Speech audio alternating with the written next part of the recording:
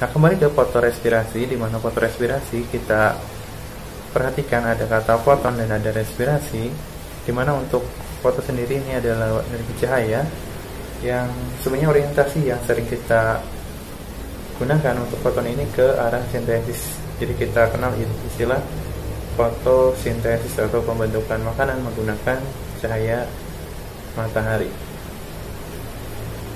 Lalu apa itu fotorespirasi? Di mana fotorespirasi nanti definisinya bisa kalian definisikan sendiri.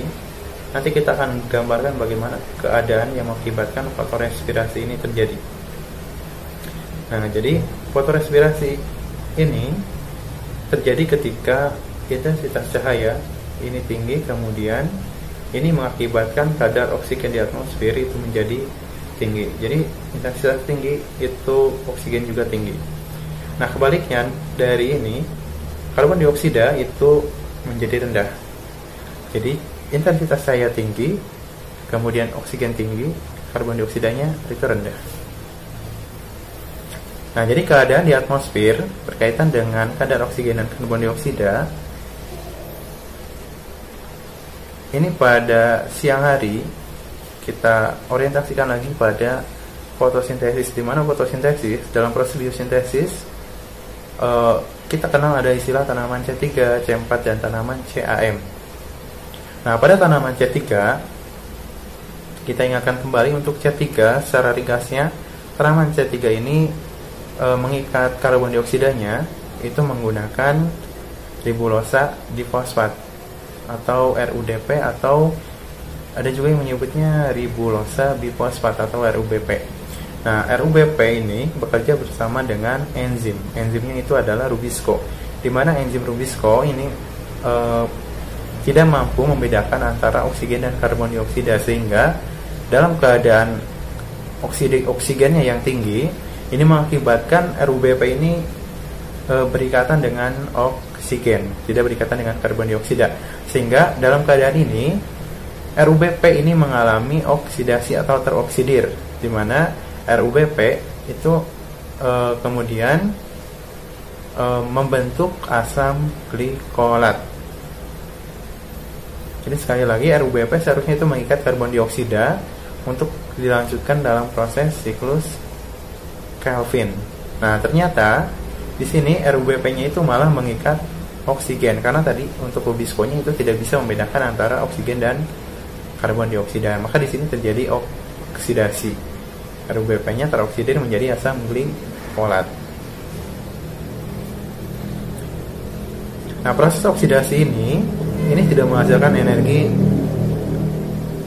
dan karena tidak menghasilkan energi, maka ini dianggap sebagai suatu reaksi yang boros. Jadi respirasi ini, fotorespirasi itu berbeda dengan respirasi, di mana respirasi itu menghasilkan energi, dan untuk fotorespirasi ini tidak menghasilkan energi, makanya dikategorikan sebagai reaksi yang boros. Nah, untuk oksidasi ini kemudian disebutlah sebagai fotorespirasi. Jadi fotorespirasi ini adalah oksidasi pada RUBP akibat Rubisco-nya itu tidak bisa membedakan antara oksigen dan karbon dioksida, sehingga oksigen masuk dan terbentuklah asam glikolat. Jadi proses fotorespirasi itu adalah proses oksidasi yang kita bicarakan ini. Silahkan didefinisikan sendiri. Dan untuk fotorespirasi ini hanya terjadi pada tanaman C3. Jadi C3 ini terjadi proses fotorespirasi. Artinya jika hanya terjadi pada tanaman C3, maka tanaman C4 dan tanaman CAM itu tidak mengalami proses fotorespirasi. Nah, kenapa tanaman C4 dan tanaman CAM tidak mengalami fotorespirasi? Nah, kita bisa lihat untuk proses biosintesisnya, di mana untuk tanaman C4 itu pada keadaan karbon dioksida yang rendah di atmosfer itu masih mampu untuk mengikat karbon dioksida. Nah, di mana untuk yang berperan untuk mengikat karbon dioksidanya itu adalah fosfenol virupat, bekerja dengan enzimnya fosfenol virupat karboksilase atau PFP karboksilase. Nah, jadi kelebihan dari C4 itu dia irit dalam penggunaan karbon dioksida, atau karbon dioksida dalam kadar yang rendah itu bisa dimanfaatkan untuk fotosintesis. Jadi sekali lagi, PP karboksilase itu mampu mengikat karbon dioksida dari atmosfer itu melalui siklus Hertzsprung. Jadi beda antara C3 dan C4. C4 itu ada yang namanya siklus Hertzsprung. Jadi siklus Hertzsprung ini nanti bisa mengikat karbon dioksida tadi pada atmosfer yang pada kadar yang rendah di atmosfer melalui PEP atau fosfonol piruvat dengan enzimnya PP karboksilase. Nah, hal ini juga didorong karena PP karboksilase ini mempunyai afinitas yang tinggi, sehingga dalam penggunaan bahan-bahan seperti karbon dioksida kemudian air itu mereka bisa lebih hemat. Jadi dalam kadar yang sedikit itu bisa terjadi proses fotosintesis. Makanya di sana tidak terjadi fotorespirasi karena untuk PEP-nya itu masih mengikat karbon dioksida. Dan pada tanaman CAM juga tidak terjadi adanya fotorespirasi. Ini dikarenakan pada tanaman CAM stomatanya itu tertutup pada siang hari.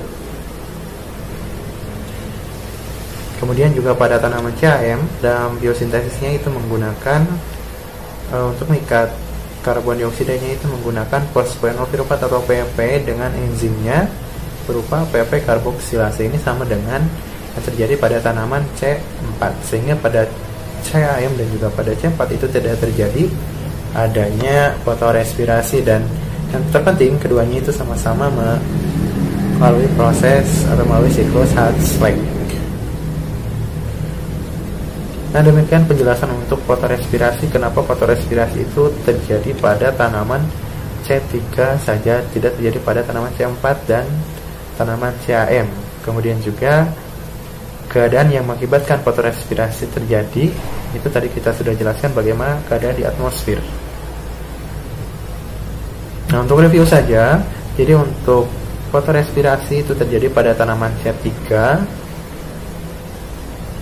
di mana untuk yang bertugas mengikat karbon dioksida di sana adalah RUBP dengan enzimnya Rubisco, di mana untuk Rubisco-nya itu tidak mengenal oksigen dan karbon dioksida. Dia tidak bisa membedakan keduanya, sehingga pada saat keadaan oksigen yang tinggi, maka Rubisco itu mengenali oksigen sebagai karbon dioksida, sehingga terjadilah proses oksidasi. Kemudian RUBP-nya itu teroksidir membentuk asam glikolat. Sedangkan pada tanaman C4 dan CAM itu tidak terjadi fotorespirasi karena dalam proses biosintesisnya itu menggunakan fosfonol piruvat atau PEP dengan enzimnya PP karboksilase, dan di sana ada siklus Hertzsprung sehingga mengakibatkan mereka itu irit dalam penggunaan karbon dioksida, sehingga dalam kadar yang rendah karbon dioksida itu bisa dimanfaatkan untuk proses fotosintesis. Kemudian pada CAM, selain melalui Hertzsprung dan juga biosintesisnya sama, itu stomatanya tidak terbuka pada siang hari. Jadi stomatanya hanya terbuka pada malam hari. Oke, terima kasih untuk rekan-rekan yang setia menyaksikan video ini. Semoga videonya bermanfaat. Silahkan untuk request materi yang bisa kita bahas dan bisa kita diskusikan, bisa tulis di kolom komentar. Nah, sekali lagi jangan lupa untuk beri like, kemudian juga komen, share, dan juga yang paling penting itu subscribe. Oke, selamat sore, semoga ilmunya bermanfaat. Salam bestari, salam konservasi. Sampai bertemu di video yang lain. Bye.